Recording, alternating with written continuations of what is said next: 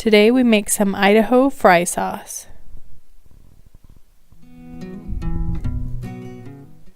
Really simple recipe. You're going to take some mayo and then almost as much ketchup, not quite half and half.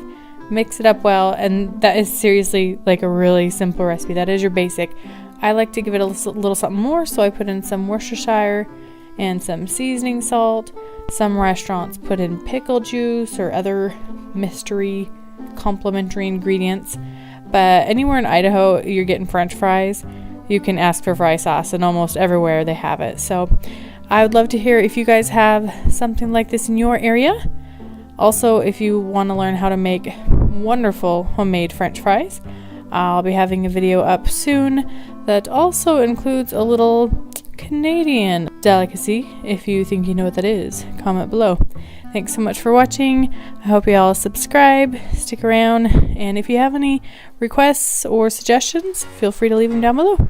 Have a wonderful day.